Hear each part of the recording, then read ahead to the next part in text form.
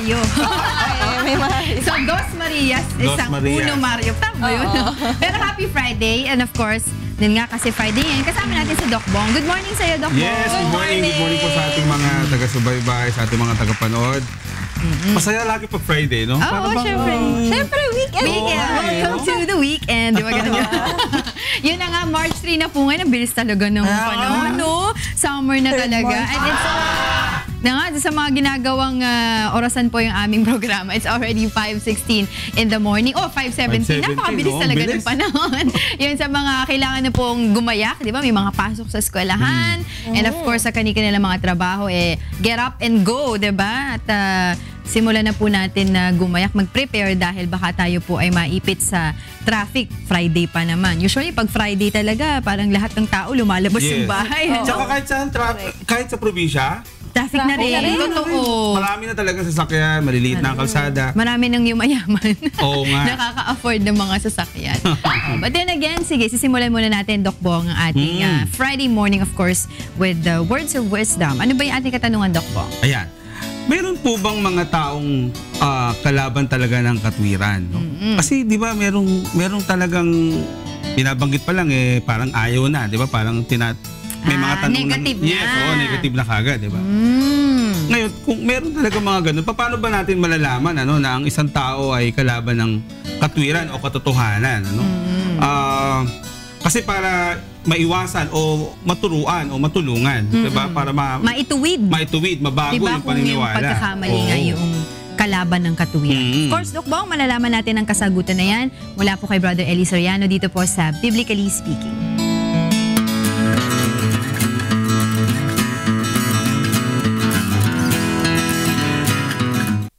Basahin natin ang 13:8 hanggang 10 ng gawa. Datapwat si Elimas na manggagaway, sapagkat ganito nga ang pakahulugan sa kanyang pangalan ay humadlang sa kanila, na pinagsisikapang ihiwalay sa pananampalataya ang prokonsul.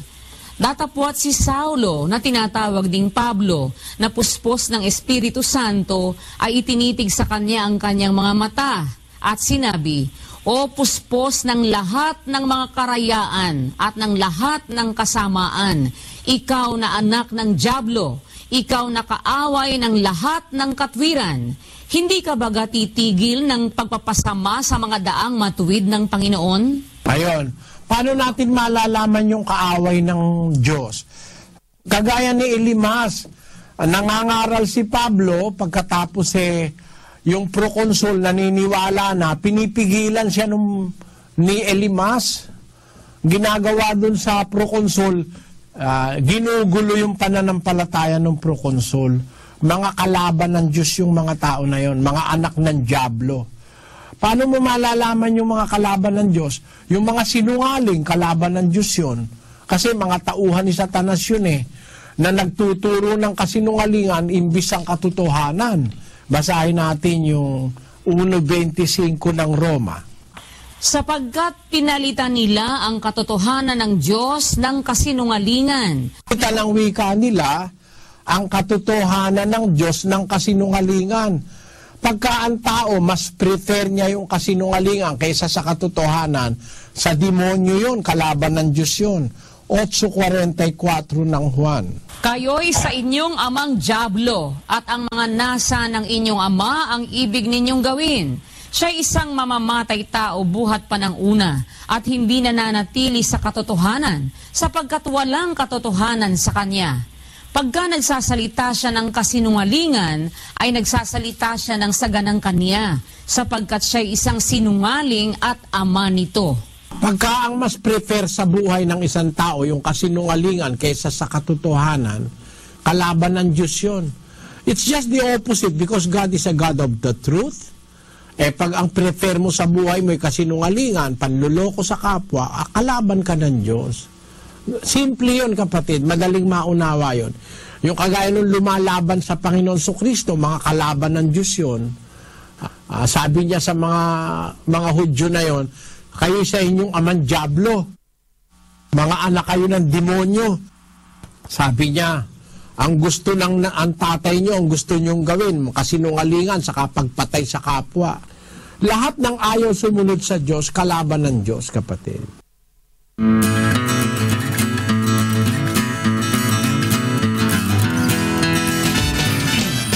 yun naman pala, Doc Bong, Oo nga. So, tama naman si Brother Ellie Soriano.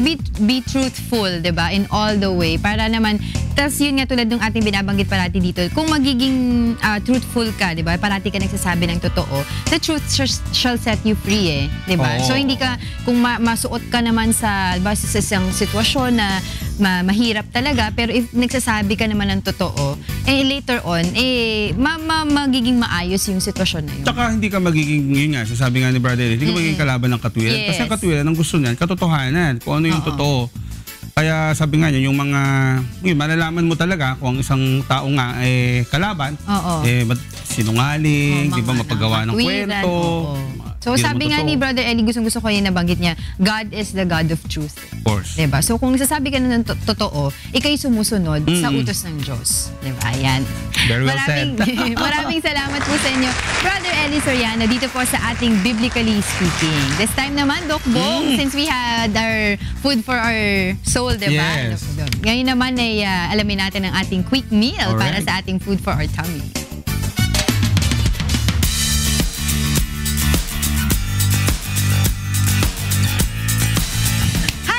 Good morning! Good morning! Ayan, ito yung Tayo na paborito naman mo, nandito. di ba? Paborito mo ba itong ihanda natin ngayon? Pagka medyo Malamig. may sakit, may sakit ka or Oo. malamig ang panahon, masarap magsopas. Parang comfort food nga kung Oo, tawagan ito. yes, Ano ba itong correct. ihahanda natin ngayon? Ayan, ang ihahanda natin na Rina, chicken macaroni soup. Ayan. Alam mo Diba? ba kung saan ang origin ng macaroni? O saan? Sa Sicilian, Italian at Arab culture. Doon pala nagsimula yung macaroni na kasi yan. parang dito, mas sikat yan dito eh. Parang pagka sinabi mong sopas, parang, di ba? Oo. Pang Pinoy yan eh, Oo, sopas. tsaka pag sinabi mo kasing pasta, which is macaroni, Oh, yung more on pasta, actually, Italian, yung pasta, diba? yes. Ayan. Ano yung mga ingredients na gagamitin natin dito, Thals? Ayan, of course, meron tayong chicken, meron tayong onion, celery, salt and pepper, small carrots, chicken stock, yan yung ating pampalasa, half cup ng macaroni, pasta, dried basil, dried oregano. At kailangan turuan mo kung magluto nitong chicken macaroni soup, kaya simulan mo na, Thals. Ayun! Of course, ating first step, itunawin natin yung ating butter at ilagay natin yung onion, celery, yung chicken breast, salt and pepper, pampalasa. At ayan, haluhaliin lang natin at hanggang maging malambot na yung chicken natin, lagyan natin yung carrots, yung chicken stock. Ayun, pakuluan lang po at ilagay ating macaroni pasta. Of course, sa ating dried oregano, ating dried basil para pampalasa pa rin, At ayun, papakuluan lang natin ating chicken macaroni soup. Ayan. Diba? Ang dali lang, halo-halo lang eh. Oo. Din nga lang, Papainitin mo diba? lang para lang lumambot ng konti yung macaroni. Oo, At correct. dyan, kailangan mong tikman itong comfort food na ito. Okay. Gusto ko yan. Mag-serving spoon tayo. Kailangan. Hindi sa akin na to eh. Isang tikim lang. Isang Bawal tikim lang. member Bawal ko yung masalik. Penny, sorry. I Kailan have nyo to si eat. Angela? Kanina pa niya Penny sinasabing ng gusto bowl. niya yan. Sino may bowl? Sarap. Ang sarap! Ang sarap. Pahingi. Penny daw. Wala ka bang spoon? Ayan. Pero gusto ko ng bowl. Sige Isa na. lang ha. Work na kayo, work. Ang sarap. Work. Comfort na comfort, diba? Para sa mga heartbroken, pwede rin tong kainin. Pwede. Diba? O, game. Go, hanap ako ng bowl. Yan ang ating Wala bang bowl? quick meal. Ngayon naman Dito ibabahagi sa atin ni Kikay ang presyo ng mga sangkap sa pagluto naman ng pininyahang manok sa ating price update.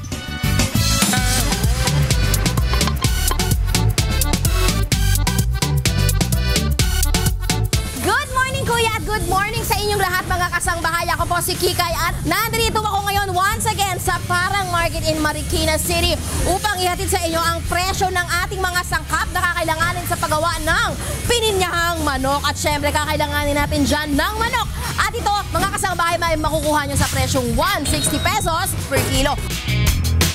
Ito, pumunta pa tayo sa iba pang mga ingredients sa aking kakailanganin. Let's go! Ito mga kasangbahay, ang presyo po ng kamatis ngayon ay bumaba ang presyo. Dati ho kasi 50, ngayon makukuha nyo na lang sa halagang 40 pesos per kilo. Good news! Dahil pati presyo ng ating bell pepper bumaba, dating 150 pesos per kilo, ngayon makukuha nyo na lang sa halagang 100. Isa pang good news, itong ating carrots po, dati naglalaro ito sa halagang 80 pesos to 90 pesos per kilo. Pero ngayon, makukuha nyo na lang siya sa halagang 70 pesos per kilo. Ang presyo po ng ating bawang, dating 200, pero ngayon, 100 pesos per kilo. Ang ating sibuyas, huwag niyong kakalimutan, 70 pesos na lang yan per kilo. Ito mga kasangbahay, ang presyo ng ating pineapple chunks ngayon ay 21 pesos per can. Ang ating patis naman ngayon ay naghahalaga sa presyong 21 pesos per bote. Bilhin mo na itong mantika sa halagang 25 pesos per bote.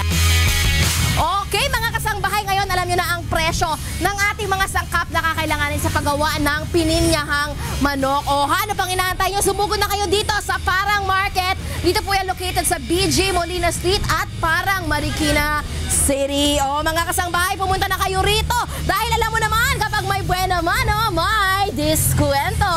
Ako po si Kikay at ito pa rin ang Palengke Price Watch dito lang sa Good Morning Kuya. Salamat kay Kikay na nagpakita sa atin ng mga presyo para sa paggawa ng pininyahang manok sa may Parang Market sa Marikina City. Ako mas gusto ko yung manok na walang pinya talaga. Parang hindi ko na-appreciate yung pinya na niluluto. Mas gusto ko yung separate na kinakain yung pinya. Pero gusto kong matikman kung paano nga ba kapag niluto na natin yung pininyahang manok dito.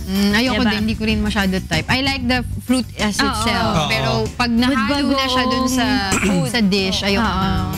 Yes. Pero para dun sa mga may gusto, I'm sure may mga marami. Oo, delicacy naman talaga sa Pilipino yung... Tumatamis kasi, di ba, yung food pag nalalagyan ng... Naiba yung lasa. Sige, Talia. Ayun, kung meron po kayong mga katanungan patungkol sa inyong kalusugan o legal concern, mag-text or tumawag lang po sa mga sumusunod na numero, 442-6256 or 442-6257. Kung kayo Globe subscriber, 0995-582-3762. Sun subscriber, 0932-947-5386. O mag-send lang po ng message sa aming Facebook account, www.facebook.com/goodmorningkuya. I-type lang po ang inyong name, age, location, at ang inyong katanungan. Kain na tayo. Kain ulit. La la la la.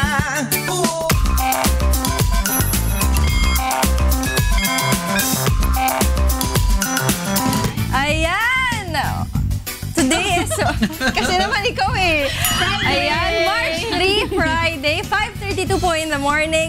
At this time naman ay sasagutin ni Doc Bong ang mga questions na ipinadala sa atin ng ating mga kasangbahay sa ating ikonsulta mo. Yan. Okay, unahin na po natin si Andrew Dacanay, 35 years old, ng Ubando, Bulacan. Doc, gusto ko lang po malaman kung bakit nahihirapan po ako sa paghinga, lalo na po kapag gabi. Madalas din po ako magising kapag natutulog dahil sa hirap na paghinga. Sana po ay masagot po ninyo. Salamat. Doc Bong? Okay. Andrew, makinig ka mamaya kasi doon sa topic natin mamaya yung sa usapang pangkalusugan, may madidiscuss natin to sa pagtulog, no? Anyway, maraming dahilan. Number one, positioning sa pagtulog. Baka mamaya, hindi pala angkop sa kanya yung posisyon niya. Meron kasing mga pasyente o tao na mas ginhawa sa iba-ibang posisyon. Meron nakatagilid, meron nakatahiya, meron nakadapa, no, etc. First and foremost, i-try muna niya yung ganung, tingnan niya muna, palit-palitin niya yung position. Baka meron talagang, kasi ang problema natin sa paghinga, natatakpan nung, dito sa may airway natin, bumababa yung sa may area ng vocal cords, natatakpan yung breathing. No? So dapat malaman, mapa-examine din siya. Of course, sa mga ENT specialist, sisilipin, baka masyado malaki yung kanyang area dito o makipot. Kaya pag pumisisyon siya ng hindi angkop sa kanya, nahihirapan siyang huminga. Number two, tingnan din natin baka circulation, baka cardiac, baka may problema sa puso. Kasi may mga pasyente, mapipansin mo, mas gusto nila mataas, elevated sila. Kasi para yung puso hindi nalulunod, no? Hindi hinihingal, hindi kinakapos. So ito yung dalawa na dapat mapansin ng ating mga tagapakinig, taga-subaybay. una respiration, tingnan natin yung paghinga natin sa pagtulog, positioning. Baka naman talagang meron lang posisyon na hindi angkop sa'yo, pero hindi dapat ganun. Dapat talaga ang physical, kaya kahit anong posisyon yung humiga ka, wag lang masyadong madalas nakadapa. Pero kung nakatahi at nakatagilid, pwede sana, no? Dapat laging ganun. Kung hindi, go to the nearest ENT or pulmonologist facility, patingnan natin yung area nito, respiratory area, baka may problema dito sa may parting leeg. Number 2, puso. Most of the time, lalo na sa mga nag-iedad, baka cardiac problem. Baka malaki ang heart, baka maraming bara, or may irregular na pagtibok, kinakapos ng hangin ang puso. Pag mabagal o may problema sa pagtibok, kinakapos din ang brain ng blood kasi yun nagpa-pump ng ang heart na nagpa-pump Yes. Pag kinapos ang brain ng blood, wala kang oxygen. Hirap huminga ang pasyente. Hindi naman ibig sabihin sa gabi lang. Kaya dapat, pero kasi pag gano'n na, most of time, kahit sa maghapon, meron talagang ganung Minsan diferensya. kasi kaya minsan nakikita, di ba, Doc Bong, yung mga diferensya sa gabi. Kasi sa gabi, yun yung time na nagpapahinga ka na, hindi ka na busy. Unlike ngayon nga, pag whole day busy ka, hindi mo masyado napapansin. Maramdaman mo parang hindi mo iniintindi. Pero pag nakahiga ka na, ayan na, nararamdaman mo. So, technically, yung dalawang nabanggit natin noong una, yun ang unang tingnan niya para masolusyonan yung problema. Ayun. Okay, ito na mga question ni Carlos Tabuena na Marikina City. Connected pa rin doon sa ating question kanina, yung pagtulog. Magandang umaga po, madalas po akong maghilik at malakas pa. Tanong ko lang po kung masama po ba yun at ano po ba ang ibig sabihin nun sa aking kalusugan? Okay. Ilang taon na kaya si Carlos? Hindi niya binanggit. Okay. Anyway, actually may mga bata naghihilik na. Oo, that's true. Diba? Pagpagod. Mapapansin ninyo, meron na, mapoobserbahan mo. Mio, naghihilik siya. Pero Actually, lagi kong ginagawa yung advice mo, Doc Bong, na itatagilid ko siya pag humihilik na malakas. Si Jared, hello Jared, good morning anak. Naghihilik na rin yun eh. Oo. Mama na.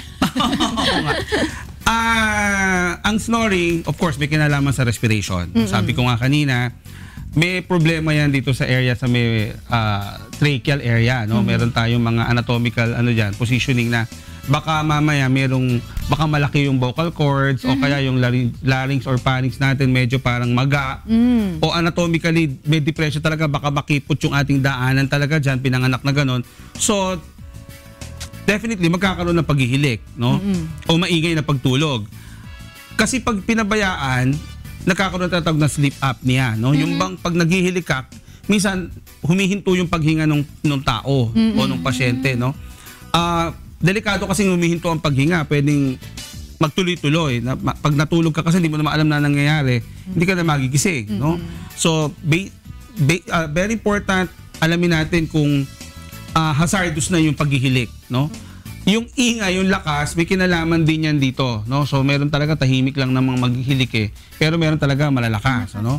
So we advise talagang consult. Kasi merong consequences pag hindi mo pinatingnan o ginamot, ano? But tama si Angela, may positioning talaga. Initially may positioning na gagawin, which later on babanggitin natin sa discussion para hindi masyado naghihilik at maiwasan ang paghihilik. Tingnan din natin yung metabolism. Kasi pag medyo malaki ang build, mapapansin nyo, mas naghihilik ang tao. Diba? Meron nga iba, nakaupo lang eh. Maya-maya naghihilik na, tulog na. Tingnan mo yung build niya, malaki, mataba, bilog. No? So, I suggest a proper diet. Ipa-check natin yung ating respiration sa mga doktor na nararapat. And of course, obserbahan natin yung sarili natin kasi baka mamaya, hazardous na pala. Hindi pa natin natitingnan o nagagamot. So, Doc Bong, are you saying na yung sinasabi kasi nila na kapag malakas humilik, ibig sabihin pagod, doesn't follow? It doesn't. Pero, hindi ba pwede natin sabihin na hindi lahat ng paghihilik ay masama. Meron talaga, sa masarap na pagtulog at sa mahimbing na pagtulog, merong snoring na nangyayari. No, kasi talagang para bang all out yung breathing ng pasyente. No? Pero technically, hindi talaga healthy pag madalas na tsaka meron ng mga abnormalidad na nangyayari sa pasyente. May mga hospitals, especially sa Manila, na ino-observe nila yan. Pinapatulog nila yung pasyente, tapos tinitingnan nila yung breathing motion ng pasyente. Titingnan nila yung pattern. And then, i-advise may mga medications saka mga exercises na gagawin para mawala yun. Yes. Pero syempre, another step. Pagkatapos obserbahan. So sana makatulong, maobserbahan natin, matingnan ng ating tagapagtanong na hindi to basic na ganun lang. Talaga dapat tingnan natin. So anyway, naman Doc Bong, taga Marikina. So can go here. Yes, Di ba may mga doctors naman tayo dito para malaman kung ano ba talaga yung problema niya. Mabigyan siya ng kaukulang prescription, di ba, kung kailangan magpa-X or whatsoever, kung anong test yung kailangan gawin. Okay, tama. Okay yun. Ayun na pala, bago matapos sa usapan, banggitin ko lang babating ko si Malu, happy birthday. Happy birthday! I love you. Ay, mahina! Matanda na kami. Salamat po sa Diyos. Batiin ko lang yung wife ko. Happy birthday to you. I know you're watching us. Binabati ka po ng mga kasama dito sa GMK. Get well soon. Ano naman yan si Tita Malu. Oo nga, may sakit din. Pagaling ka na, Tita Malu. Bisitahin mo kami dito. Ayun, maraming salamat, Doc Bong. At sa ating mga kasambahay, bukas pa rin po ang ating linya ng komunikasyon. Pwede po kayo magpadala ng inyong ikokonsulta kay Doc Bong at sa ating lawyers, kay Attorney G, ano pwede niyang sagutin yung kanilang mga ikukonsulta. Maraming salamat. Pwede sila magtanong sa atin. Pwede din. Pwede din. Ano expertise natin? Expertise sa atin. Tips. Okay. Ayan, alamin naman natin ngayon ang ating word for the day.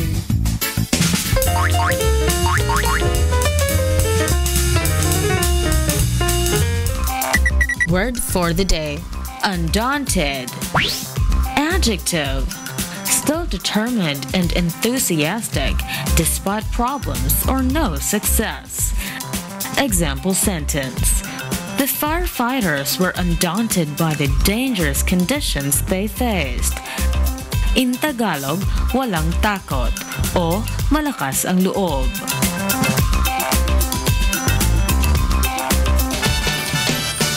Undaunted. The supporters of President Rodrigo Duterte are undaunted by the criticism he is facing. Ako sa Paralympics naman. For the Paralympians, even though they are not complete in their body parts, they are still undaunted in facing the games. Italia. Teka, nag-isip ako Doc Bong muna. Undaunted. Alam ko na sa'yo, Talia. Malakas loob mo kahit di maganda boses mo. Actually, that's true. Gabi, I cannot sing, but I'm undaunted. Hindi na ikaw din. Ikaw din. Actually, totoo yan. I cannot sing, but I'm undaunted. Ikaw, Doc Bong, meron ka ba i-share sa amin? Wala lang. Siguro the policemen are they're still undaunted even if the crime in our country is talagang very high. Yun. So, undaunted. Yan yung mga common naman yan eh. Diba narinig naman natin yung word na yan, walang takot. So, yan ang ating word for the day. Yes. May mga kakilala nila akong mga undaunted naman. Gusto ko ba din? Happy Sabbath Day kasi happy Sabbath Day kay Miss Karine Miles Barrera from your husband, si Jolimar. Si Bado. Since bumati ka na rin, batiin na rin natin belated happy birthday itong si Eunice Swangko. Tama kaya yung apelido niya? Yan yung pamangkin ni Jaja. Tsaka of course, happy birthday na kay Tita Malu and happy viewing kay Mother Earth. Alright. At happy birthday sa brother ko, kay Bron J. Happy birthday. Ayan. At meron questions naman yung ating babasahin at sasagutin po yan ng ating kasama dito, ang napakagwapo, si Attorney G, di ba? At ito, unahin na natin itong question ni... Tawag muna. Asan na yung question? Question. Ayun, yung question, hinahanap ko yung question na sasagutin mo, di ba? Napakagwapong si Attorney G. Yan ang intro ko sa'yo. Tita Talia, nagsiselos ako, Tita Talia, si from Ay, first lang pala. napakagwapong Tito Joe, di ba? Pinakagwapo. Paano yung pagkakabanggit ni Talia ng napakagwapong Tito Joe galing ilong? Kung hindi pala ako nagreklamo, hindi pa pala na mas gwapo pala. Sige na. Ito na. Babasahin ko na yung tanong ni Angie ng San Jose del Monte, Bulacan. Magtatanong po ako about legal concern. Buntis po ako ngayon. Ang problema ko po ay ayaw panagutan ng tatay yung batang dinadala ko at nalaman ko na lang po na may asawa po pala siya. Niloko niya lang po ako, di ko po alam kung paano ang gagawin. Ang gusto ko lang naman po ay suportahan niya sana financially yung bata. Ang tanong ko po, kung may habol po ba ako or kung ano po ba ang pwede kong gawin? Maraming salamat po. Attorney G. Kala ko tatanong, pwede po bang kayo ang managot? Angie. Hindi naman Angel yan, Angie. Angie. Una muna, syempre may karapatan ka na mag-demand ng pananagutan, at least yung support man lang, financial support sa iyong magiging anak o sa magiging supling mo. Kaya lang, syempre, aminin na natin, lalo pat pangit ang pag-uutak niyan o masamang tao halimbawa yung lalaki, lalo pat hindi naman inamin sa'yo, syempre, na may asawa siya, syempre, questionin niya yan, sasabihin niya, hindi niya yan anak, sasabihin niya, baka iba ang ama niyan. So, kung magkakaganon, hahaba ang proseso sapagkat kinakailangang patunayan mo pa yung tinatawag na paternity ng bata. But in the meantime, kung sakasakaling halimbawa magpapalit ka talaga ng kaso for the so-called support, meron naman tinatawag tayo sa korte, sa batas na support pendente lite. Ang tawag doon, pansamantalang suporta habang dinidinig ang kaso kung talaga bang dapat mabigyan ng suporta itong bata. Kaya lamang, alam mo, ang isang consequence nito, at hindi ko sinasabing ma-discourage ka, ha? Mas maganda na mapag-usapan natin to. Ang isang consequence nito, kapag kasi nag-file ka ng kaso, lalo na for support, may pag-amin ngayon na ito ay ito ay anak ng lalaki. So, lumalabas ngayon, nag-commit ang lalaki ng pangangaliwa doon sa kanyang asawa. Pag nag-file ang asawa ngayon dahil may ebidensya na, dahil sinasabi mong anak niya ito, di ba? Baka madamay ka rin doon sa kasong ipapile laban sa kanyang asawa. Hindi ka na dinidiscourage. More than anything else, mas iba pa rin na mas pangangalagaan mo yung kapakanan ng iyong anak kaysa yung kapakanan mo ngayon. Di ba? Siyempre, more than anything else, dapat yung bata muna. Dahil lalaki yan, kakailanganin ng suporta, financial support, lalong-lalo na dahil kakailanganin niya ng sa paggagamot lagi, pa sa mga vitamins, sa pag-aaral later or whatever. So, para sa akin, is a matter of choice sa part mo, pero at least alam mo lang yung mga consequences. Doon sa pinaka-primary na katanungan mo, siya ba ay may karapatan na mag-demand ng suporta sa lalaki? Meron. Wala pong kaduda-duda. Jamie, pahabol ako doon sa sinabi mo nga financial support. May minimum ba na amount na financial support na pwede niyang hingin doon sa posibleng ama ng kanyang anak? Hindi nakafix hindi nakafix yan sa batas, pero yan ay nakabase sa ano ba yung mga pangangailangan ng bata. Di ba usually, kalimitan, hindi ka nahihingi ng para sa'yo. Hindi na. Minsan nga, kahit yung mag-asawa na, hindi hingi yung asawa ng para sa kanya. Although mayroon din nangihingi. Siyempre, kasama rin naman yun. But doon sa mga ibang matataas ang pride, wag na ako. Basta pero, sa bata lang. Oo, yun man lang diapers, gatas. So, pagka nag-aaral, pati yung pag-aaral. So, hindi finifix yun. At siyempre, titingnan mo rin naman yung kinikita ng iyong asawa o yung kinikita ng lalaki. Baka naman kakapiranggot na lang yung kinikita. It should be proportional. So yun, hindi talaga pinifix yun, pero kinakailangan, tingnan mo lahat yung other possible sources nung panggagalingan naman noong pwede ipang suporta. Pwede pang option dyan yung DNA test, di ba? Yung sa bata naman. Magkano naman pag nagpaganon siya, nagpa-DNA test siya, tsaka gaano katagal bago malaman? Ang alam ko, Tita Rina, mga 1 linggo at hanggang mga 2 weeks. Yung result ng DNA, medyo mahal ng konti. Medyo mahal ng konti yan. Hindi ko malaman yung eksaktong amount, pero alam ko medyo mahal ng konti yung DNA. Ngayon, katanggap na rin sa ating mga korte, may bago ng rules sa court na tinatanggap na yung result ng DNA test, lalo pat ito ay resulta ng isang credible na institusyon. But para sa akin, mag-usap na lang muna kayo. Huwag nyo na munang gawing public masyado. Di ba? Hindi naman sa sinasabi kong kasi nga, huwag isikreto sapagkat sabihin na natin, mali yung inyong ginawa, pero maganda mag-usap na lang kayo, baka pwede makuha naman yan sa pakiusapan. Kasi kung magpapal ka ng kaso, lugi ka rin kasi haba ang kaso na andyan, magastos sa halip na gamitin mo pa sa ng anak mo. Di ba? Lalo pat ikaw ay buntis, pupunta ka lagi sa ospital o kaya sa clinic. Magpapa-check up. Di ba? Hindi mo na lang gamitin mo na, pero kausapin mo yan. At para sa akin, kung ayaw ka talagang panagutan, bakit mo kinakailangan ipilit yung isang bagay na nagpapakahina siya? Di ba? Malakas ang loob niyang gawin, kinakailangan malakas din ang loob niya na panindigan. At least man lang, yun man lang matulungan kanya. Normally naman kasi, Bro George, di ba? Normally, ang isang matinong tao ay kahit paano, di ba, tutulungan niya yung babae if only for the sake of the soon to be born child. Malay mo yung maging pangulo ng kaya, Pilipinas. Napanganak na. Pero yun lang, may mga tao talaga na talagang tinatakbuhan nila ang kanilang mga ikang obligasyon. At saka dapat lagi bago tayo magdidesisyon sa mga ganitong bagay, kahit pa bagay na legal, kahit nga sa medical ni Doc Bong, kinakailangan titingnan natin yung mga consequences lahat. Titingnan mo lahat, ang una mong tatanungin, para kanino ba ang aking gagawing desisyon? At ano ba ang mga magiging consequences ng aking gagawing desisyon? Sino mga maapektuhan? Kasi kung sa sarili mo lang, ay walang problema. Pero kung may mga iba pa maapektuhan, may mga ibang madadamay, di ba? Yung palang lalaki, anak pala nun, 12, pang-13 na yung anak mo. Mabuti sana kung yan pinakamayaman sa Pilipinas, so walang kaproblema. Baka naman talaga namang nangangalakal na lang din. Di ba? So, ang sinasabi natin, may mga titingnan ka, sapagkat pinasok mo yung problemang yan, dapat alam mo rin kung paano mo lalabasan yung problema na yan. Basta priority yung bata. Priority ang bata. Always. Sa lahat yan, kahit nga sa mga pag-aampon, laging priority natin ang kabutihan ng bata. Ang kabutihan ng bata. Alright, Attorney G, meron pa pong mangungonsulta sa atin, si Clarissa Caballero ng La Trinidad, Benguet. Ito yung kanyang question. Nang ipanganak po ang panganay namin ng asawa ko ay hindi pa po kami kasal. Kaya po wala po siyang middle name. Ang apelyido ko lang po ang gamit niya.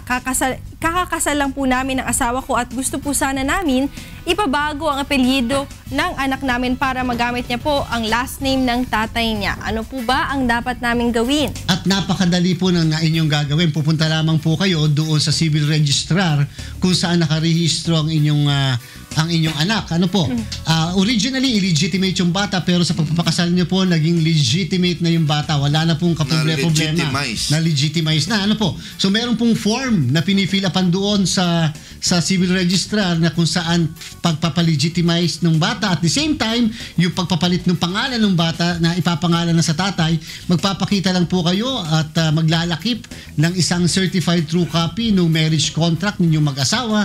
At siyempre, sigurado naman po doon sa birth certificate ng bata, lalo-lalo na kung nagpirma ang inyong asawa, doon sa acknowledgement, ina-acknowledge na siya ang tatay. So napakadali po yun, in just a matter of 1 week, at babayad lang ng konting administrative fee. Lalabas na yung bago. Mga siguro 700 pesos ay mapapalitan na at magbibigay na ng bagong birth certificate. Itong civil registrar.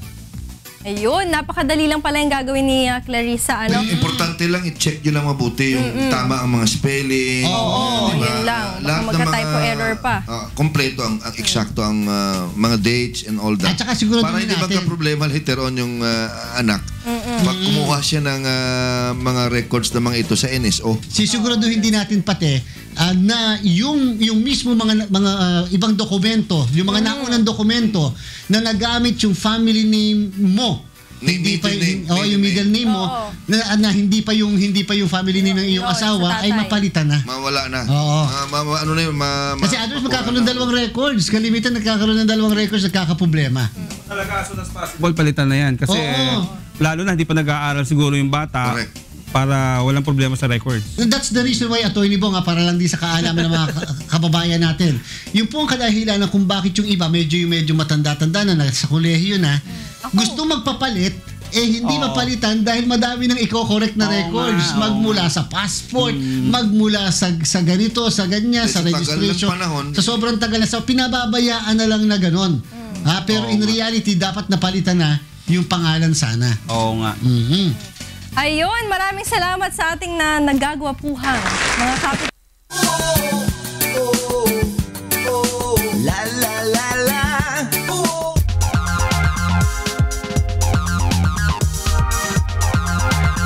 Nagbabalik po ang Good Morning Kuya. Happy Friday morning, 6:21 in the morning, March 3, 2017. At syempre kasama nga natin pag Friday si Doc Bong Santiago para naman magbigay sa atin ng mga healthy at medical tips sa atin. Ano bang pag-uusapan natin ngayon? Actually, kanina pinag-uusapan natin yung, di ba yung mga tanong kanina sa medical with regards sa pagtulog, pati sa paghihilik. And last week, if I remember it right, may nagtanong nga tungkol dito sa ating pag-uusapan yun with regards dun sa pagtulog sa kaliwang side ng paghiga, no? So, ano ba yung mga incredible health benefits of sleeping on your left side? Meron pala Actually, si Kong Eri, na tinanong niya ako, sabi niya, sige, pag-usapan nga natin next week. So, ito po yun, ano, ibigay natin. Ano nga ba? Meron ba talagang benepisyo, no? Pag natulog ka ng pakaliwa kaysa sa pakanan o patahiya. No? Pakita natin. Ayan. So, ano yung nasa likod nung nakita mo yung picture, yung cartoon? Meron siyang parang bola. Okay. Ano yun? Sinasabi kasi, para daw masanay ka na natutulog ka nasa kaliwa, maglagay ka ng bola dito, sabi nga dyan, baseball itahi mo daw dun sa damit. Para pag nag-change ka ng pag magpapalit ka na ng position, mararamdaman ng katawan mo na may parang lump dito, babalik ka na naman dun sa kaliwa, no?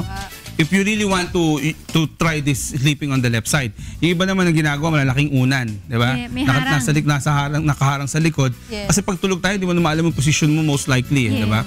So, sinasabi nila, pinakita lang yung picture na yan para makita na mayroong paraan kung paano matulog ng pakaliwa na madalas. So, meron kang lalagay sa likod o parang harang nga. So, next picture. So, una, ano ba ang benefits ng sleeping sa left side? It relieves heartburn, ano? Sinasabi, di ba yung heartburn yung parang maduduwal ka pagkatapos mong kuwain? May reflux ka. Oo, masakit sa dibdib, masakit sa sikmura. Sinasabi na pag pakaliwa ka natutulog, mas naiiwasan mo nagkakaroon ng heartburn. Iniisip ko nga maybe anatomical kasi pag kumaliwa ka ng tulog, yung sikmura mo, yung mga digestive juices, yung para matunaw yung kinakain mo, manggagaling dito sa right side. So most likely, by gravity, mas bababa sila. So mas madaling matutunaw o mas madaling nare-relieve yung, mas madaling ma-absorb o matunaw yung kinain mo. Kasi ang heartburn nangyayari karaniwan, may naiiwan kasing remnants ng pagkain na ibabalik, naduduwal. O kaya naman nangangasim ang sikmura, no? So pag left side ka, mas nagko-concentrate yung mga digestive juices mo sa sikmura, mas natutunaw niya. Kaya siguro nare-relieve yung heartburn, ano? Next picture. Although, ayan. Pangalawa, it also helps dun sa snoring. Yung kanina, hindi lang mapakita yung mga sunod-sunod pero may, di ba kanina tinatanong nung televiewer kanina na paano daw ba maiiwasan o masama daw ba yung paghihilik, ano? Ang question doon is, pwede bang maiwasan din? So, technically, pag daw nakakaliwa ang paghihiga, mas nawawala yung paghihilik. Again, anatomical yan. It has something to do with dun sa vocal cords o sa folds dito sa lalamunan natin. Hindi siya sumasara doon sa ating, pag nakatahiya ka kasi, ang tendency isara niya o masarahan niya yung trachea. Yung respiratory system natin, yung paghinga, yung breathing dito sa bandang leeg natatakpan. So, nangyayari, mas nagkakaroon ng effort ngayon yung katawan na huminga, kaya nagkakaroon ng ingay, naghihilik. So, pag nakatagilid tayo, mas bukas siya. So, mas nakakapag-breathe ka ng light. Sabi nila, mas maganda pag sa left side. No? So, that's number 2. Number 3, ayan, ako nawala na yung aking guide. Ayan, ito na. Pero Doc Bong, yung pagkwari sa kanang side ka, may tendency din ba na mawala yung snoring o kailangan talaga left lang? Mas maganda daw sa kaliwa kasi left talaga. Yes, oo. Anatomically, mas dependent ang left side kasi natin ang mas strong side natin. So mas doon tayo nagbe-base talaga. Nandoon talaga yung, kung mapapansin mo nga sa area natin sa anatomy, mas maraming organs sa left. Oo, so yun ang sinasabi nila na mas strong side, kaya mas prepare nila na sa kaliwa. Pumosisyon, ano? When it comes to snoring. Number 3, improves digestion. Di ba yung para matunaw yung mas maganda ang pagdumi, no? Kasi pag pakaliwa pala ang positioning, yung kasing exit point natin sa bituka nasa left side, yung pababa going to our rectal area. Oo, nasa kaliwa yan, hindi sa kanan. So pag sa kaliwa siya, mas anatomically, mas by gravity, mas matutulungan mo siyang bumaba. So kaya mas gumaganda lalo ang pagdumi o maganda ang paggalaw ng bituka natin. Next, it promotes a healthy heart. Kasi ang puso nasa left side pa rin. Alam mo, pinahirapan nga ako nitong discussion na to Kasi hinahanap ko yung reason bakit bakit laging kaliwa, no? When it comes to the heart, yung kasing drainage ng dumi sa puso, so palibasa nasa left siya, mas mas natutulungan mo. Yung lymph system natin, yung drainage kasi ang areas ng body, meron yan taga-drain ng dumi. Lahat ng areas natin. May litatawag na yung lymph area, no? Lymph. Ito yung mga kulani natin, ano? Ito yung kumukuha ng dumi natin para ilabas, iihi natin. So pag nakakaliwa kang ganyan, lahat ng dumi na dumadaan sa heart mo, mas madali niyang nahahatak pababa. Kasi by gravity, nasa left naman talaga ang heart. Okay. So malaking bagay din, hindi siya hirap, ano? And then, improves yung health ng spleen. Ano ba yung Tagalog ng spleen? Pali. It's the pali. Kasi ang abdo is abdo, ang pancreas is magaling ba kasi Tagalog? Hindi. Pali is spleen, ano? Ang spleen, yan yung nag-absorb o kumukuha ng mga patay na dugo natin. Ang dugo ng tao, napapalitan yan every 120 days. So every 120 days nagbabago yung blood, yung dugo natin, yung red blood cell natin. Ang kumakain yan, ang lumulunok yan, ang basurahan yan, yung spleen. So again, nasa left side yan. Kasi kung nasa right side yan, mas hirap siya dahil kung kumanan ka, nasa kaliwa yung magtatrabaho, paakyat pa ang mangyayari. Paakyat yung system, di ba? Whereas pag kumaliwa ka, pababa na siya. So by gravity, mas madali niya ma-absorb. So it's all anatomical. And then, sinasabi din yun nga, it helps in the circulatory system.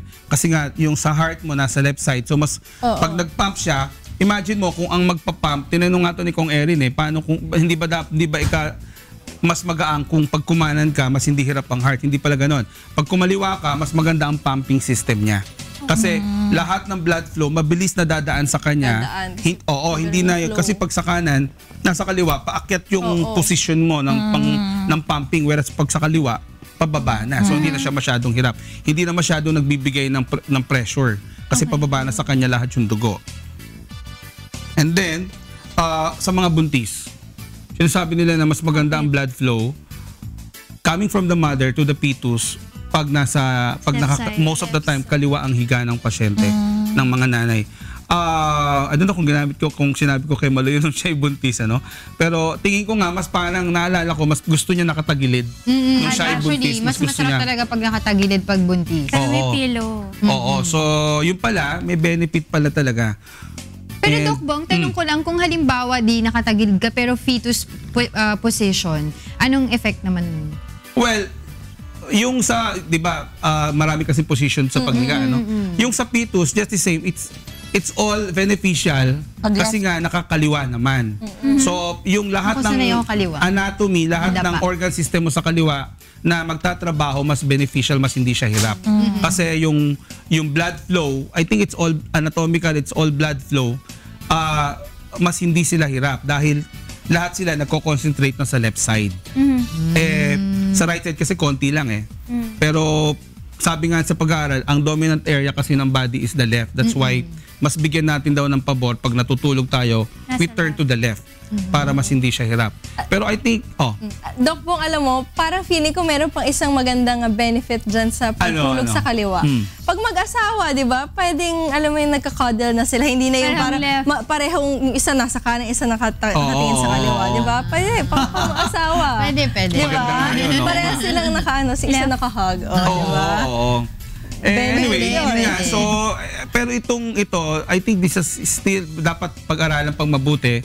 Kasi, wala pa masyadong kung ito ay mapapatunayang totoo,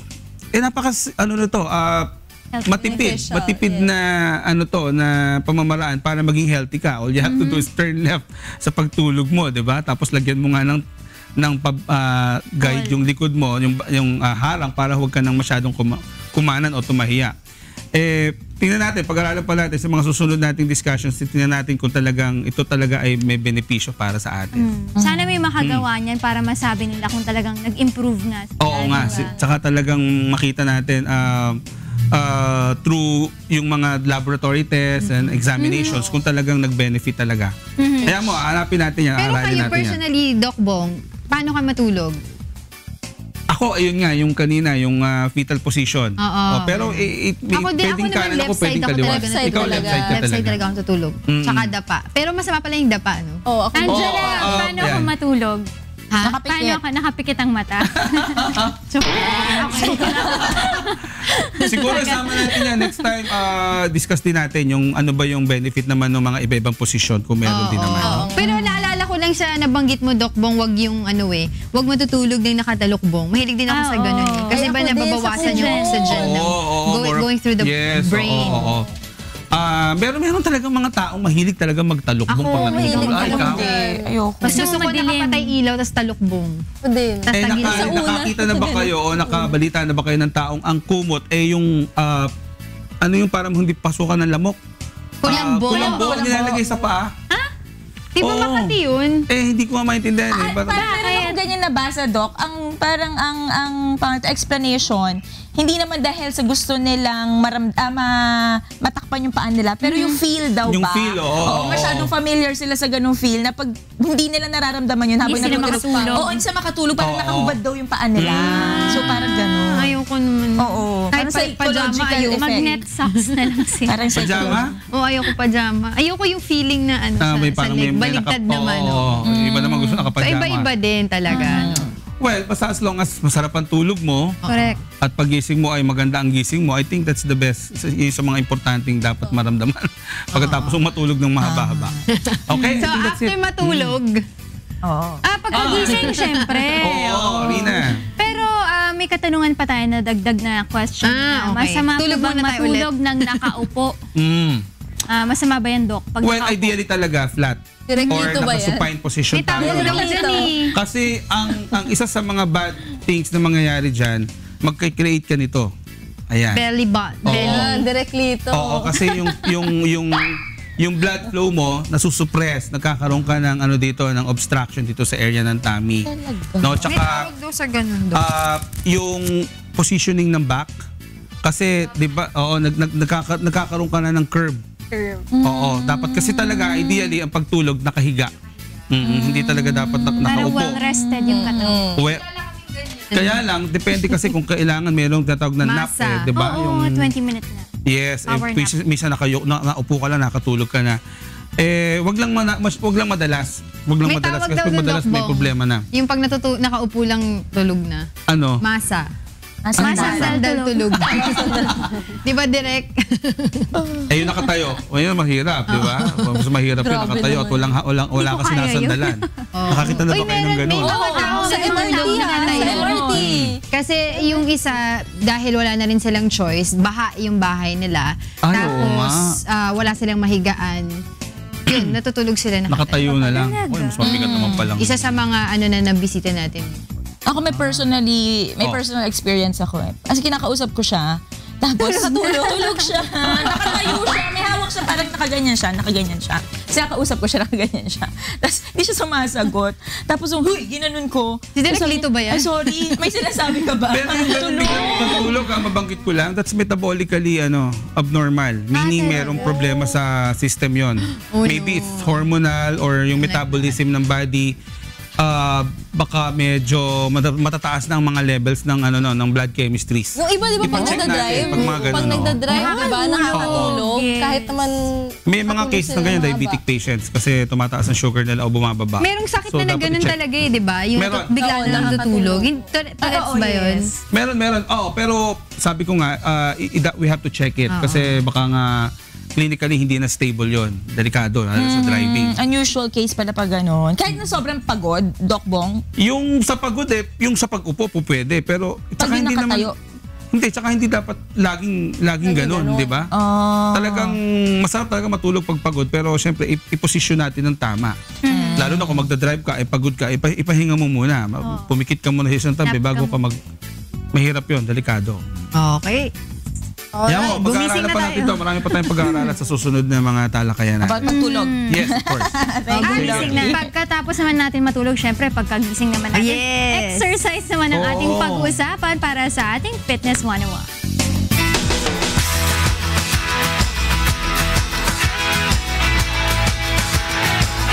Ayan, kayo ba ay nakapag-try na ng circuit training?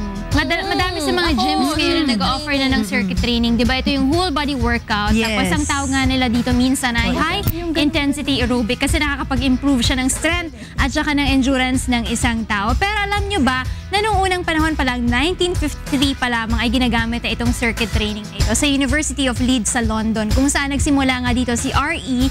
Morgan tsaka si G.T. Anderson. Sila yung nagpasimula dito sa circuit training para nga malaman din yung VO2 max ng isang tao, pinapatakbo nila, pinapa-jump squats nila, kung ano yung mga ginagawa nila sa isang patient nila para matest yung endurance ng heart din ng isang tao. Pero ano nga ba yung mga circuit training na pwede natin gawin? Panoorin po natin.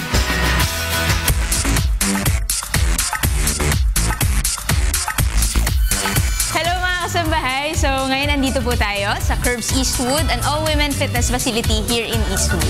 I am with Miss Tessa here to demonstrate to you also how our machine works and our workout itself.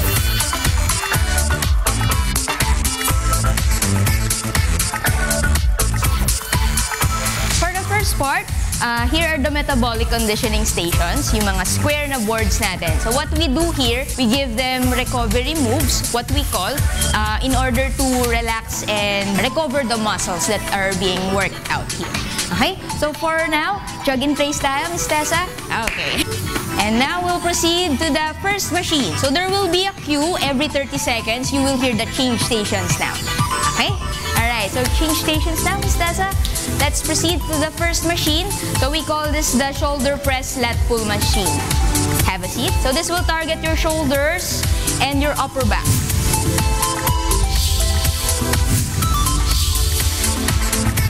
Grab the handles, then extend your arms to almost straight.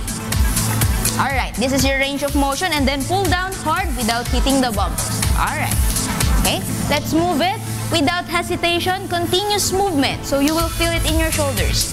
Can you feel it, Miss Tessa? Yes, okay, one more. Okay, there you go.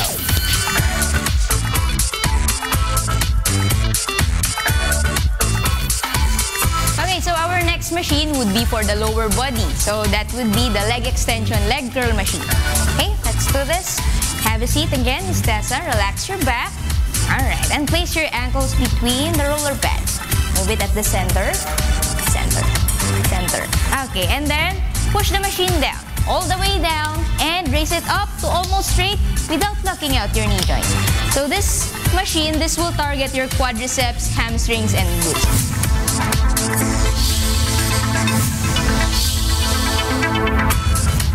Okay, so our next machine will target your core or your middle body. So this machine, we call this the ab back machine, which will target your abdominals and your lower back muscles.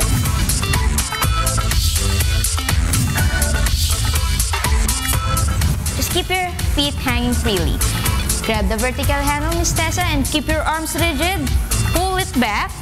Sandal, and then exhale tayo as you push forward. It's important na nakarelax lang yung feet para dito talaga siya makifeel sa may core. Alright?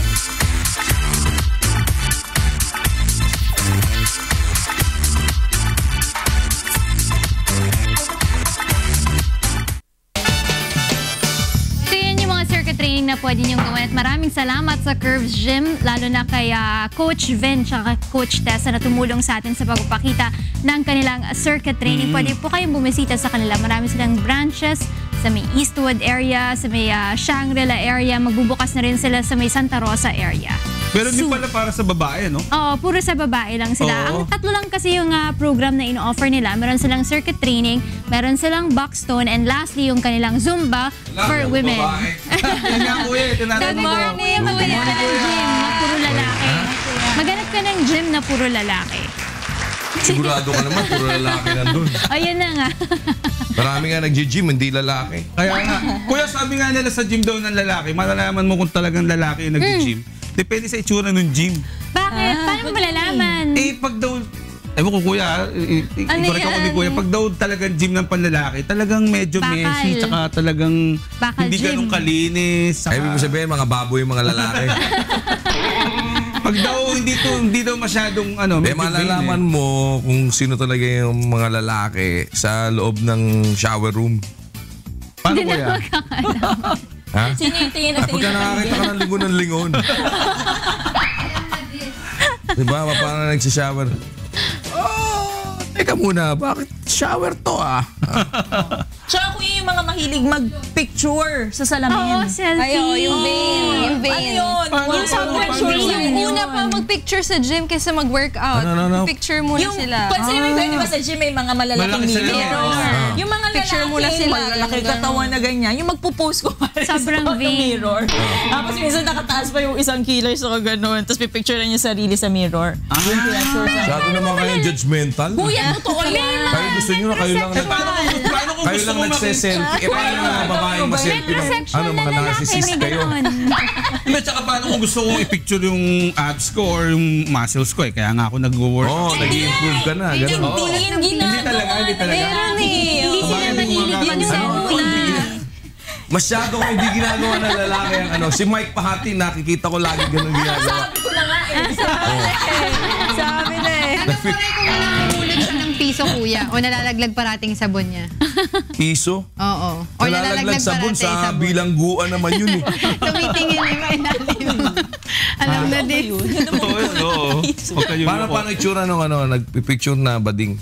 Kasi kuya madalas nakahubad. Naka-flex Or yung basta mga napakita yung a certain part of the body. Tapos i-flex ng ganyan sa picture. Para Kuya, kunwari minsan, lalaki. papakitaan kita ng mga sabon. Fred ba Nang ganon. Ay, nako. Si Joey. Mahilig yan mag-ganon. Pero lalaki yun. Kala ko ano. Pero mahilig siya. Metrosexual, kuya. May mga taong metrosexual talaga. Hindi, kasi pagka yung tinitignan mo kung nag-i-improve ba yung ano mo, Hindi, Iko-compare mo. Kino-compare mo. Check mo. Iba kuya. Hindi, Iba baka kuya. naman yung iba. Pag ikaw compare na, ipapakitaan namin ikaw. Paano? Iba eh. Parang may experience ka talaga sa... Hindi. Grabe. Nagpasa nga tayo. Ha? May experience ka ba sa gano'n? Sabi ka. Wala. Yung pagka bumibili ng pantalon, paano ba? Paano pa pag bumibili pantalon ng lalaki? Kuya, ikaw ba? Nagsiskinny jeans ka ba? Ano? Skinny jeans. Kasi may Yung mga parang uso na masikip? ngayon, oo. Kasi sabi nila kapag nagsiskinny jeans daw, ano yung mga yung lukot-lukot. Hindi na, nila, uso nung bata kami. Sabi Di ba nila, uso yung bakit daw mga... pag Tinatawag mo yung nanay mo, di ba? Oo. Sabi nila ba din Uso sa mga millennials yan. Ang problema mo, pakiubad naman, pakihata ka. Pakihata kayong uso nun yun. Kaya may susot pa ng plastic para mapasok yung... Ewan ko ba bakit kayong mga mahilig makikiuso kahit di bagay sa kanila. Ako hindi ako nahilig makiuso. No? Uso kasi kaya susuot mo. Uso nga mukhang tanga ka naman, di ba? Parang... Kuya, na uso pa may zipper, di ba? Para masikip tingnan, sisipiran sa gilid, di ba? Hindi, sa CIT ginagamit namin. Yung ginaganon mo, di ba? Ipapasok sa loob yung kuya. Papasok ka sa loob ng boots. Pero yung mga nahilig, nauso yung bell bottom. Kanya-kanya naman, parang may pamaypay sa daan na gumagano'n, di ba? Ako dyan, kuya. Nag-bell bottom ka ba? I love bell bottom. Talaga. Hindi, sinasabi ko lang, di ba? Makikiuso ka, mukhang gago ka naman. Di ba parang... Makiuso na ayon sa ganda. Di ba parang... Uso po yan. Uso nga yan, mukha ka naman tanga. Kaya makikiuso-uso ka. Bakit paano mabumili ng pantalon ng babae? Ako basta okay naman na fit. Kasha. Sa maganda fit. Yan. Wala naman ako. Ano magandang fit? Yung hindi masikip kumari sa... Yung iba kasi, tama sa legs, masikip sa bewang. Oo nga. Minsan yung ganon, parang hindi sakto sa katawan mo. So basta sa akin, kuya, basta perfect fit naman lahat. Hindi bumubukas yung zipper. Di ba kasi minsan pag bumubukas, Your fly is open. Ay, merong may sikreto sa ganyan. Para ang zipper wag bumukas. Pardible. Hindi. Kuha kayo ng paper pin, paper clip. O yung paper clip, sasaklit nyo dun sa may pinakadulo ng di ba? Zipper. O tapos iipit mo dun sa pinaka, di ba dito may gano'n? Iipit mo na gano'n para wag bumaba. Yung sa kitchen, yung bilog yung sa kitchen, yun yung ginagawa nila di ba? Tapos yun yung i-hook mo dun sa bottom. I-hook mo na gano'n. Kaya ang problema mo naman pagkahuhubarin mo. Palagi kang may nakasabit. But just the same, kasi pagka namimili ka ng ako kasi kagaya nun, pag bumibili ako ng pantalon para sa Amerikana, ang kinukuha ko yung sakto yung size ko sa haba at saka sa hita.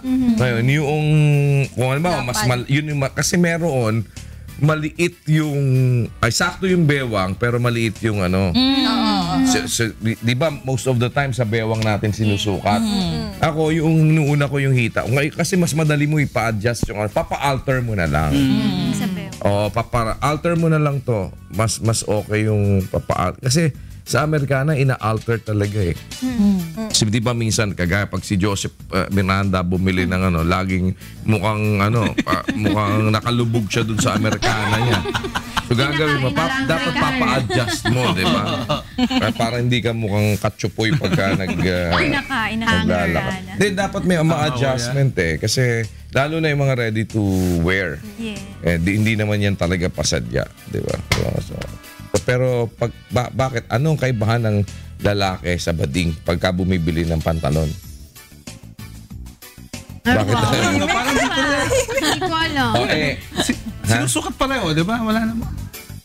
Hindi, parang ganito lang yan. Paano tumingin ang lalaki sa kuko niya pagka tinignan ng kuko? Ganito daw. Ito. Ayan. Paano malalaman pagka bading? Ganon. Yan. Diba? Siko, kuya. Siko. Ganyan. Siko. Pagka lalaki, paano ko tumingin siko? Ganyan. Pagka bading, ganyan. Yan. Sa pagka ba, meron ka. ng pupu. Paano ka tumingin pagka lalaki? Pwede naman talampakan mo, Doc Bo. Ganun. Very good. Pagka bading, ganun. Ayan. Diba? Galing ni Doc Bo. Nalalaman nyo talaga yung buti na lang. Tama ang sagot mo. Pag nagkakaw, nanonood yung asawa mo, buti na lang pinaractice ko ito, kuya. Lalaki talaga si Doc Bo. Ganyan lang yan. Paano tumingin sa salamin ng lalaki? Tsaka mag-ayos ng buhok. Ay, ala. Yan. Ganun, di ba? Pag lalaki, ganyan pagka tumingin sa salamin. Pagka sa salamin, ganyan. Yan. Mga ganyan. Hindi magalaw, oh. Pagkabating ganyan. Diba? Ganun pa, kuya. Ganon yun. Kayo talaga, marami kayo nalalaman eh. Buti na lang, natutunan natin to.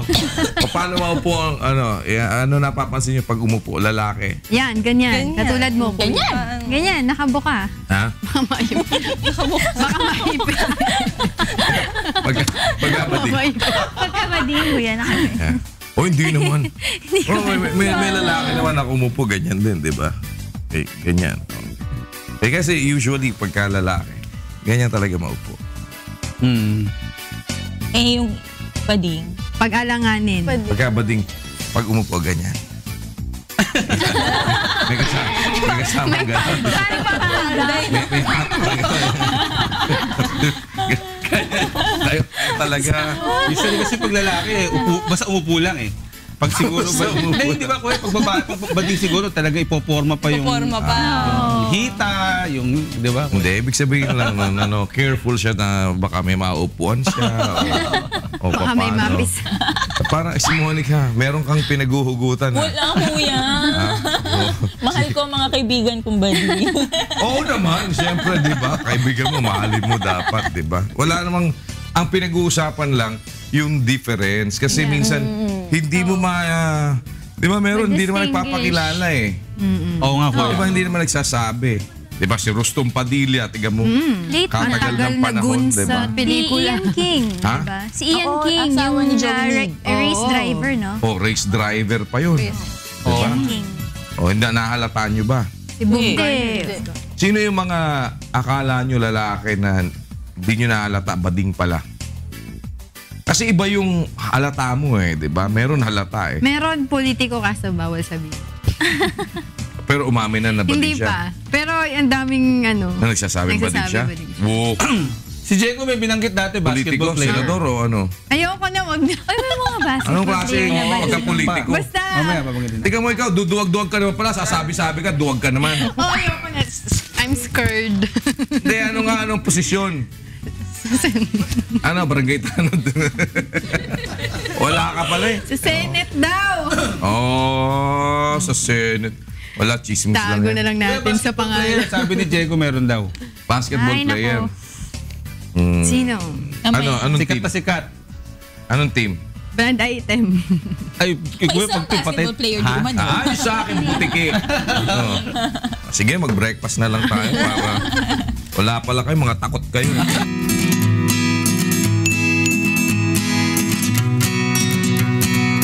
Morning, Kuya!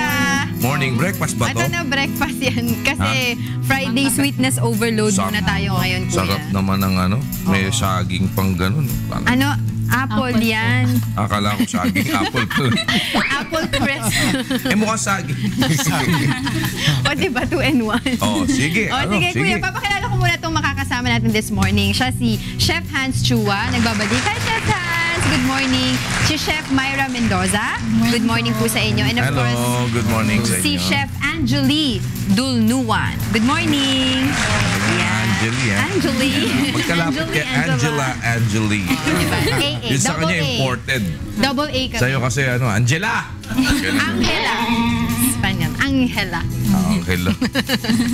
Ganun dapat kasi pangalan ng tao binabagay sa Grabe siya. Sama Angeli. Ikaw naman Angela. So, hindi ako Bagay ba sa'yo mukhang anghel? Angela? Hindi ako mukhang anghel. Pwede rin. Dalawang klase naman na anghel. May mga fallen angels din naman. Fallen angel nandito. Oh, sige. Okay. Hapaw. So, ano po ang hinanda niyo for us, Chef? Chocolate, muffins, tsaka chocolate cupcake. Wow. O, sige. Ano po ang ingredients ng ating chocolate cupcake? Siyempre, Palagay ko may chocolate. Sasabihin ko nga palagay ko may chocolate yan eh. Chef, right! Go ahead, Chef Angeli. Ito po yung ingredients.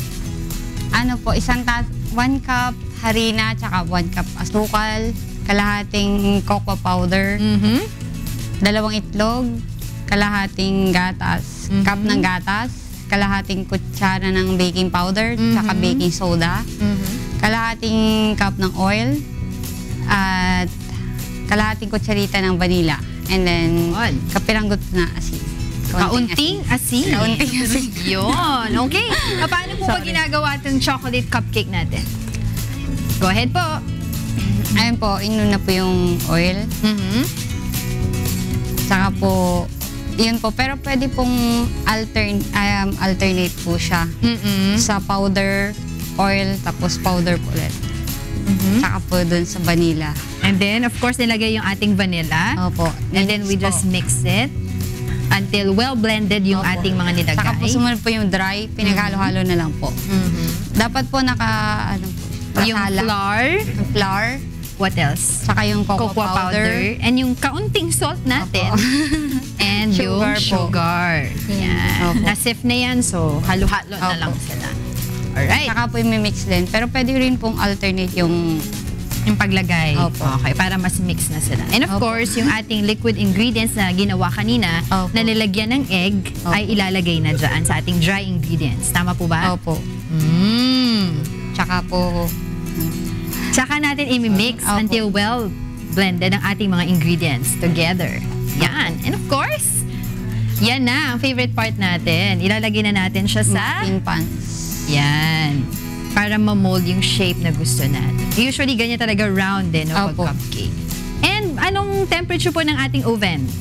30 minutes tsaka 360. 360? Mataas-taas, ha?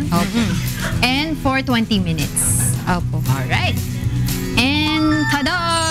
Wow! Yan po ang ating chocolate cupcake by Chef Angeli Dulnuan. Yan. And of course, may mga nakikita pa tayong iba na nakahain dito. Chef Myra, ano po yung hinanda niyo for us? Naghanda po ako ng apple crisp. Yun. And Chef Hans, ano po yung nandito na isa? Ano po yung kulay? Ano po ito? Cherry cream cheese po. Okay, doon po sa mga interesado na malaman. Kasi bagong company kayong tatlo di ba? Kayong tatlo, may bagong kayong company. Ay, may ba...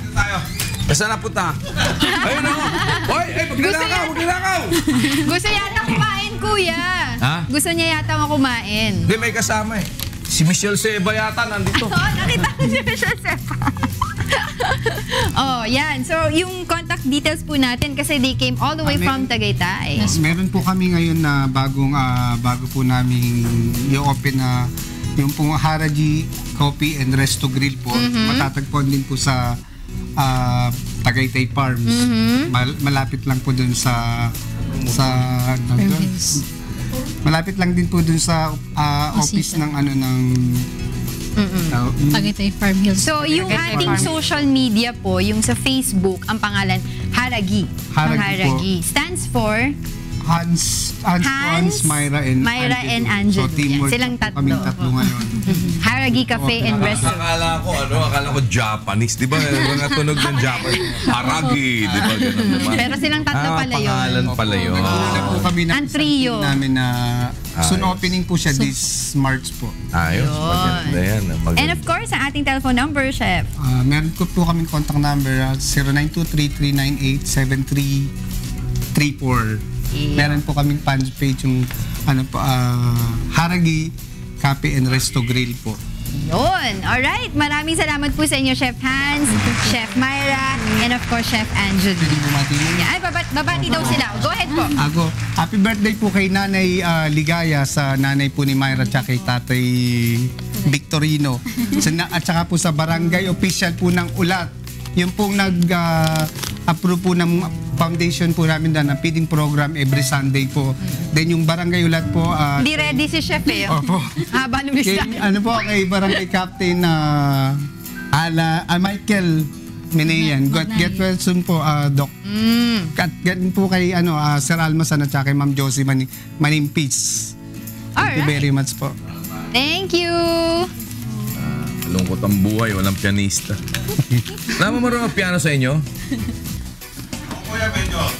Mary had ano a alam mo little tugtugin? Yung Fair to Remember. Boss, good, tugtugin mo nga. Marunong ka. Pakita mo. Palapatay tayo. Pero sino yung binabati mo? Si Ate Beth Santiago. Get well soon sa kanyang Get well anak soon, na si Kate. Nasa hospital sila ngayon, kuya. Dok, may sakit daw yung anak ni Sige, di ka. May sakit daw yung anak ni Beth. Oo. Ay, kuya? Ang sakit daw Kawasaki. Ano ba yung sakit na yun? Suspected Kawasaki. Kawasaki. Sakit sa dugo, kuya. Sakit talaga yun, ha? Yung anak Di ba motor yun? Hindi. Yung anak ni John Travolta doon. Kawasaki tsaka Honda. Yung mga... Si kuya naman. Advertisement yan, kuya. Oo nga. Hindi Kawasaki tsaka Honda. Wala bang... May Honda rin. Wala naman, kuya, Kawasaki. Wala. Ano yung Kawasaki?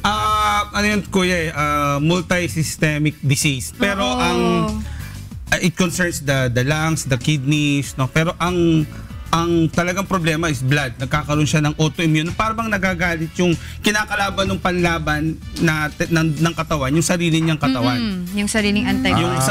Yung antibody na nilalabanan yung katawan niya mismo. Blood problem. Yes. Yan. Yung anak ni John Travolta. So kaya ka nagkakasakit nun dahil lumihina yung mo. Yes, dahil kuya, oo. sariling katawan mo yung... Yung panlaban ng katawan mo, nilalabanan mismo yung katawan niya. So tatamaan yung organ system. Ano yun? Paano anong gano'n? Treatment sa gano'n? Kuya, ano yun? Ini-inject na yung mga complementary para bang bata pa, baby pa lang yung anak ni Beth eh. May mga blood test na gagawin, admissions, tapos ano yung pinapalitan ng dugo? Hindi naman, kuya, may ini-inject doon sa pasyente, especially sa mga kids, para i-combat yung autoimmunity na yon. Yung lumalaban na yon sa katawan niya, kino-combat nung ini-inject yung mga complementary injections. So reversible naman yan. Kuya, medyo mahirap lang gamutin, sabi ng mga pediatrician. Pero awa ng Diyos, nahahabol naman nila. Negative naman siya dun sa lahat ng mga test niya. Pero ang findings nga sa kanya is viral exanthem. Viral, yes. Oo, viral exanthem. Ano? Akala ko Kawasaki. Hindi kuya, yun yung suspected na una nila kasi nagra-rashes daw si Kate. Tapos bigla ngayon, negative. So viral exanthem ang initial findings. Pero bumababa naman ano daw. Yung viral yung exanthem? platelet niya. Ano lang yun, yung mga... Hindi, pero pagka-viral kasi nawawala naman yan. Self-limiting yung viral, di ba? Self-limiting, kuya. Pero ano yung... Viral exanthem. Tapos bumababa daw yung kanyang platelet. Sa skin, nagkakaroon ng mga rashes. Yun nga, rashes na. ang immunity. Pero kuya, tama ka doon. Pag naman kasi viral o virus, self-limiting. Depende pag na-improve mo na immunity ng bata, naswero, na vitamins na, nabigyan na ng mga karampatang gamot, nag-improve naman. Sana viral exanthem lang talaga. Parang simpleng flu lang yung kuya. Pero dapat, yun nga, bantayan mabuti. Kasi yung virus, mas mahirap gamutin, kuya, di ba? HIV, virus yan eh. Oo. Mas mahirap gamutin pag lumala na, di ba? Di mo naman mahahabol na, Bakit kuya. nga ganun? Bakit yung HIV virus lang siya? Supposed to be, pag sinabing viral kasi, Yes, kuya. self-limiting. Yes. Bakit hindi siya basta nalilimit? Ang virus kasi nagmi-mutate. So, So mutation yun? Yes, kuya. Pag kinombat mo siya ng isang panlaban, make sure na matatamaan mo siya, matadali mo siya 100%. Dahil pag hindi, may natira o mas malakas pa pala yung virus doon sa pinanlaban mo, nagmutate pa siya, lalo siyang lumalakas. So nagbabago siya, nagbabago. Para bang flu, di ba kuya yung flu, may vaccine tayo dyan, yearly, nagbabago yung vaccine. Kasi nagbabago din yung strain ng flu. Nagmutate siya, kaya adjust ngayon naman ang siyensya. Para lang palang Ninja Turtle ah. Ano chinichismisan yung apat dyan? Parang nabubulo nga. Kaya ba't di nyo kami sali? Kaya nga, lagi kami iwan. Hindi, kinukwento ko na yung Usapang Kawasaki. bading na naman yan? Hindi. Oh. Ano ka nakwento nyo? Kawasaki. Sa anak daw ni John Travolta. 15 years. Tapos alam May ko Kawasaki din. Oo, pero Kaya kasi ako patay Honda na. talaga gamit ko. Kuya. Kawasaki. Ano nangyari? Patay na siya. 15 years old. Ay, ganun ba? Ilang taon? 15. 15. Ano ba usual na tinatamaan niya ang Kawasaki niya? Kuya, pwede umakat kasi sa brain eh. Pero ano ang prevention diyan? O talaga Sa parang genes bigla na lang. Kuya, ang blood common related. sinasabi kasi kuya sa pag-aaral, unknown ang cause. They really do not know what causes it. Maaaring viral nga. Tama ka kuya doon. Yung viral kasi pap nag-mutate, it can lead to that. Kung di mo mahahabol, yun nga, napakalakas na nung sakit na yun, di na mahahabol. Too late. Naapektuhan nung sakit na yun ang pangalan ng anak niya Kawasaki. Kawasaki, yes. Oo. Kala. Kumbaga yun ang pinaka-author nung ano. Doon Kala ko pinangalan hapon. yung disease. Doon pinangalan yung disease. Kakantahin daw ni tugtugin mo. Yung nga, Naku, nakalimutan ko na yata. sino kakakanta sa inyo? Mo-reset natin dito Talagay. sa bahay. Ayan ba?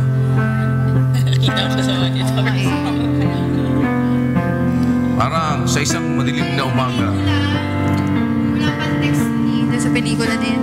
Diba yung, antayin mo ko dito. Di ba panood mo yun? Ano, Fair to Remember. Rejoice. Kantay mo. Hindi ko alam yung movie. Alam ko yung movie. Alam mo, wala kayong mga kwenta kausap. Hindi namin alam yan. Hindi namin kapanahon. Hindi nyo alam yung kanta na yan? Hindi. Ang ganda-ganda ng kanta na yan. Napaka-klasiko ng kanta na yan. Sikat na sikat yan nung kapanahon na ni Michael Patin. Love Affair. An Affair to Remember. Yun nga, yun yung sa movie, di ba? May pelikula pa niyan. Nakaka-relate kasi si Magtrabaho na Michael. kayo. Napanood ko yung pelikula pero hindi. Trabaho na kayo. Uy, pasok pa tayo. Ikaw yan, kuya, magtatrabaho. Bakit? Ba't ako? Ikaw yan, kuya.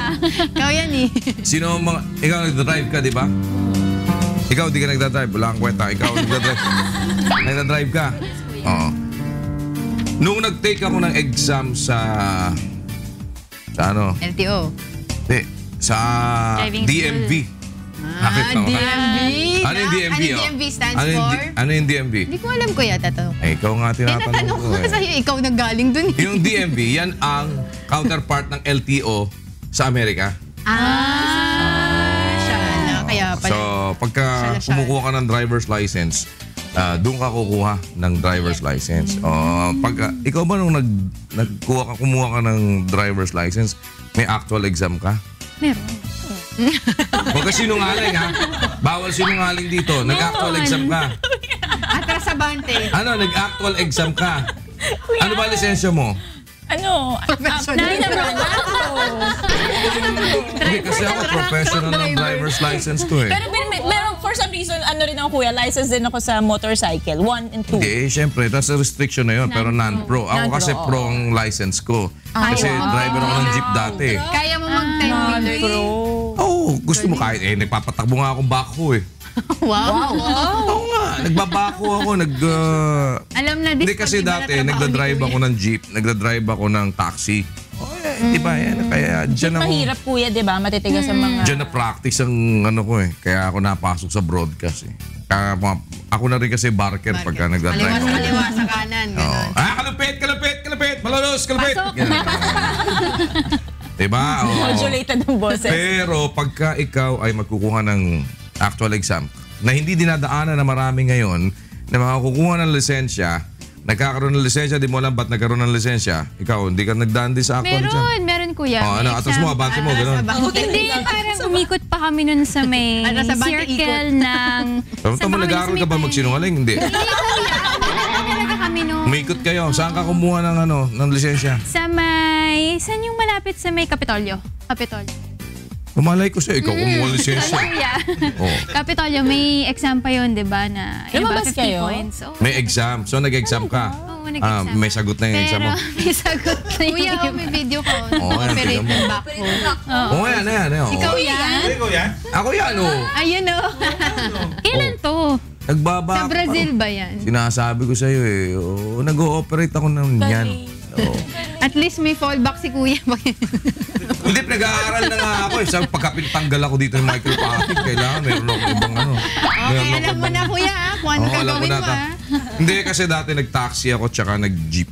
So, professional driver's license. Ngayon, pagka kumukuha ka, iba pagka sa US. Pag sa US, talaga mag-e-exam ka, di ka pwede mangopya sa katabi mo. Kasi pag nangopya ka sa katabi mo, mali lahat ng sagot mo. Alam mo kung bakit? Magkaiba kayo na exam. So, hindi kayo pare-pareho ng... Kaya kahit magkatabi kayo, hindi kayo magkakakopyahan. Another thing, talagang doon, pagka nag-actual driving exam ka, talagang, pagka namali ka, umupo ka, hindi tama yung mo ng side mirror, hindi mo inayos yung lahat, di mo... Tapos mali yung pagkakaanbawa, nag-stop ka ganun, nag-handbrake ka ng nasa traffic light ka or something. Nasa intersection ka. Pagdating mo sa intersection, nag-minor ka pero nakago ka. Ay, nako, demerit yan.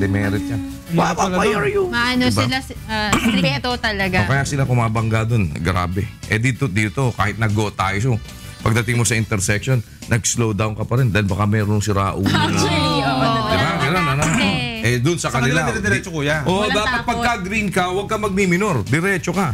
Paano kung biglang may gumano? Mali siya. Kaya lang, patay ka na. Ganon, disgrasya ka na. Kasi pag nakita mong green, ang sinasabi nila, pagka mayroong nasa likod mo, na nag-slow down kang bigla, mababangga ka nasa likod mo. Kasi green nga yan. Pero dito sa atin, mayroong mga regulasyon din dyan. Pagka dadaan ka sa intersection, tignan nyo manibela ha, dapat hindi na sinasabi yan.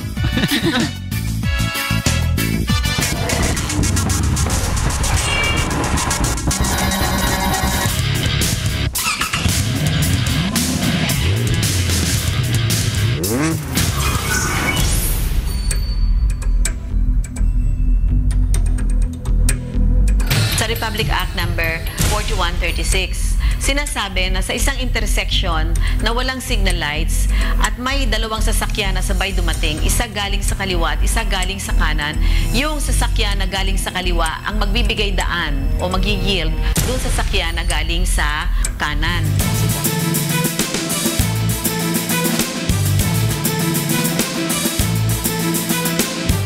Ang may right of way sa isang emergency situation palagi ay yung emergency vehicle. So kahit na nandun ka na sa kalsada, pagbibigyan mo na mauna yung emergency vehicles katulad ng bumbero o yung mga fire trucks natin at yung ating mga patrol cars ng kapulisan, lalo na pag sila ay in hot pursuit. At isa pa, kung halimbawa yung nasa kaliwa ay galing sa secondary road, yung mga nandoon na sa main road, yun ang dapat nilang pagbigyan ng daan. Sila ang magbibigay ng way. Dahil ang may right of way ay yung mga nauna na doon sa main road kesa doon sa manangagaling sa secondary road.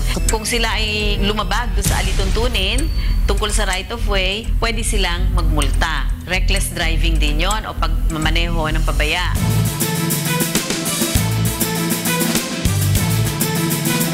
Paggamit ng kalsada natin ay may kaikibat na pribilehyo yan. Para sa driver, pribilehyo ng pagmamaneho. Kaya ang pribilehyo ito ay pwedeng bawiin sa iyo ng Land Transportation Office kung ikaw ay nakita na pabaya o reckless driver.